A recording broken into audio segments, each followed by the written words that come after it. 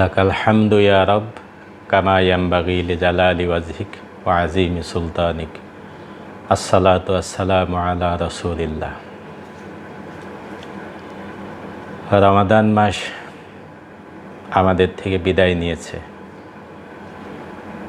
রমাদান ছিল কোরআন নাজিলের উৎসবের মাস, বদর যুদ্ধের স্মৃতিগাথা মাস, বদরের পরে কদরের মহিমান্বিত মাস, মক্কা বিজয়ের এক মহাকাব্যিক এক নন্দিত বিজয়ের স্মৃতিগাথা এই মাসের সাথে জড়িত ছিল। সেই রমাদানকে আমরা বিদায় দিয়েছি। রমাদান আমাদেরকে পেছনে ফেলে এগিয়ে গেছে। এখন আর গধূলি বেলায় সাঁঝের মায়ায় ইফতার আনন্দের জন্য আল্লাহর বান্দারা অপেক্ষা করে না। আল্লাহর গোলামেরা রমাদানের প্রহর শেষের তাসবিহ তাহলিলে মগ্ন থাকে না। মিনার থেকে মাগরিবের আজান আসার পূর্বেই প্রার্থনা কবুলের আকুল আকুতির সোনালি সময় পেরিয়ে গেছে। রাতের শেষ প্রহরে সাহারি উৎসবের উৎকণ্ঠিত মন, সিয়াম শেষে কিয়ামের সুরভিত আমলে রাত্রি পার করার সুরভিত ক্ষণ আমরা পার করেছি। এখন আর ক্ষুধাজনিত ফাঁকা পাকস্থলীর থেকে নির্গত মুখনিসৃত বদবুকে খুশবু দুর্গন্ধকে সুগন্ধিতে পরিণত করার ঘোষণা নেই। এখন আর নফল আমল ফরজ হিসেবে মূল্যায়িত হয় না। এখন আর একটি ফরজ 70 ফরজের মর্যাদা পায় না। আমরা এক ফুরসাতুন জাহাবিয়া গোল্ডেন অপরচুনিটিকে হারিয়েছি। ইমাম আজ-জাওজি তার তাসবিরা কিতাবের মধ্যে লিখছেন, ওহে যারা তোমরা রমাদান পেয়েছ, ঈদ পেয়েছ, রমাদানের পরে তোমরা বদলে যেও না, আল্লাহকে ভুলে যেও না। মনে রেখো, বহু জীবিত মানুষ ঈদের দিনের জন্য সুগন্ধি কিনেছিল, কিন্তু সেই সুগন্ধি তার কবরে যাওয়ার পূর্বে তাকে মাখানো হয়েছে। তাহলে রমাদান যখন চলে যায়, তখন রমাদান যেন আমাদেরকে বলে যায়, আমি চলে গেলাম, তোমরা ঈমানের যত্ন নিও। সওয়ালের প্রথম দিনগুলোতে আমরা নবী সাল্লাল্লাহু আলাইহি ওয়াসাল্লামের সুরভি আমল থেকে 6 রোজা পালনের কথা সবাই জানি। সেই রোজার সেই সিয়াম সাধনার সাথে সাথে আমাদের যেটা মনে রাখার দরকার, সেটি হচ্ছে কোরআন নাজিলের উৎসবের মাসে এমন উৎসব যে আল্লাহ তাআলা নির্দেশ দিচ্ছেন, ফালিয়াফরাহু, তোমরা আনন্দ করো, উৎসব করো। কেননা এই রমাদানে তোমাদেরকে যা দেওয়া হয়েছে, হুয়া খায়রুম মিম্মা ইয়াজমাউন, তা হচ্ছে তোমরা যা জমা করতে পারো পৃথিবীতে, সম্পদ, সম্মান, বিত্ত, বৈভব, সব কিছুর চেয়ে উত্তম, সেটি হচ্ছে কোরআন। কোরআন কিন্তু আমাদের সাথেই আছে। রমাদানের পরিচয় যে আয়াতে আল্লাহ তাআলা দিয়েছিলেন, সে আয়াতের শেষের দিকে আল্লাহ তাআলা ঘোষণা করেছেন, অলিতুকাব্বিরুল্লাহ, তোমরা যেন আল্লাহর তাকবীর ঘোষণা করতে পারো। এই তাকবীর ঘোষণা, আল্লাহ শ্রেষ্ঠত্ব ঘোষণা, এটি হচ্ছে একজন সিয়াম পালনকারী আল্লাহর গোলামদের, আল্লাহর বান্দাদের জীবনের সর্বোচ্চ মর্যাদার প্রায়োরিটির কাজ। জীবনের সকল ক্ষেত্রে আল্লাহর বড়ত্বকে প্রতিষ্ঠার জন্য এই তাকবীর ঘোষণাই আমাদের চেতনায় জাগরুক রাখা উচিত। দিনে 5 বার মসজিদের মিনার থেকে মুয়াজ্জিন আল্লাহু আকবার ধ্বনি দিয়ে আমাদেরকে সে কথাই শুনিয়ে যায়। এই একটি ধ্বনি মুমিনদের মর্যাদার মস্তককে উঁচু করে রাখে। ইরানের আন্দোলনরত এক বোন আল্লাহু আকবার শব্দের অনুভূতি, অর্থের অনুভূতি এভাবে বর্ণনা করেছেন। আল্লাহু আকবার মানে হলো বিশ্বের পরাশক্তি আমেরিকার বোমারু বিমানের চাইতেও বড় আল্লাহ। পৃথিবীর সকল সামরিক শক্তি সামর্থ্যের চাইতেও আল্লাহু আকবার মানে হচ্ছে আল্লাহ বড়।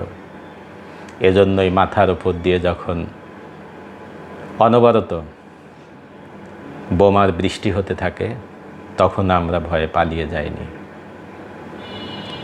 প্রিয় দর্শক, আল্লাহু আকবরের এই নান্দনিক অনুভূতি প্রতিটি মুসলিমের মনে জাগরিত থাকা উচিত। আকাশে যদি ঘন কালো মেঘ দেখি আমরা মেঘকে ভয় পাই, কিন্তু মেঘের ওপরে যে আল্লাহ আছেন সে আল্লাহর কথা আমরা ভুলে যাই। তাই রমাদান শেষে আল্লাহর তাকবীর ঘোষণার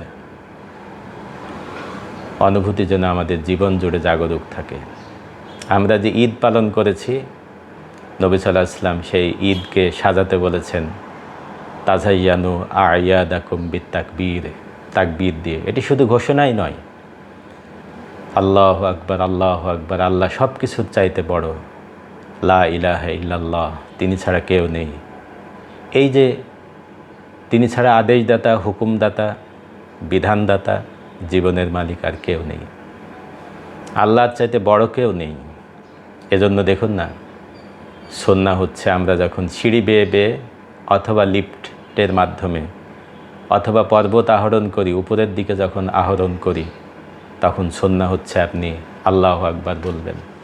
অর্থাৎ আমি কোনো কিছুর সাহায্য নিয়ে যে উপরে উঠছি, আমার এই উপরে আরোহণ নিঃসন্দেহে আল্লাহর তাকবীর, আল্লাহ যত উপরে আছেন তার থেকে নিচে।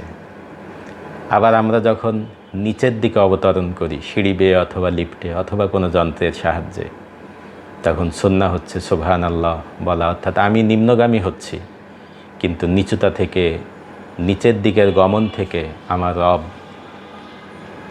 পবিত্র, মুক্ত। আমার পৃথিবীতে আগমনের পরে মানব শিশু হিসাবে কানে শোনানো হয়েছিল আজান ধ্বনি, যার প্রথম শব্দ আল্লাহু আকবার। প্রতিদিন মিনার থেকে এই ঘোষণায় দেওয়া হয় আল্লাহু আকবার। আর আমার জীবনের সাধনা হবে আল্লাহর তাকবীর ঘোষণা করা। আমি যখন পৃথিবী থেকে বিদায় নিব, জীবনের শেষ সালাত, সালাতুল জানাজা, সেখানেও আমাকে আল্লাহর তাকবীর বলেই সেই জানাজার সালাতকে শেষ করা হবে।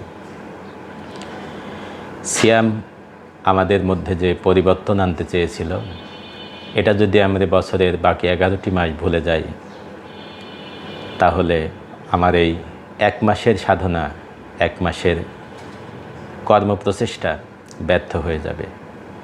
সেটি হচ্ছে রমাদানের সারাটি মাস ধরে নিজস্ব অধ্যয়ন, তিলাওয়াত এবং কিয়ামুল লাইলের মাধ্যমে আমরা যে আল্লাহর কালাম শুনেছি বছরের বাকি 11টি মাস, আমাকে সেই কালামের সাথে নিবিড় সম্পর্ক রাখতে হবে, তার তাৎপর্য উপলব্ধি করতে হবে, তাদাব্বুর, তাফাক্কুর, তাফাহুম, হাদিসে নববীর মাধ্যমে আমার উপলব্ধিকে যথাযথ করতে হবে। নবীজির সিরাহ, সুন্নাহ অধ্যয়নের মাধ্যমে এই তিলাওয়াতের বাস্তব নমুনাকে আমাকে ভিজুয়ালাইজ করতে হবে। এই কোরআন আমার নিজের ব্যক্তি জীবন, আমার পরিবার, এর জীবন্ত রূপ কেমন হতে পারে সেটি প্রয়োগ করতে হবে।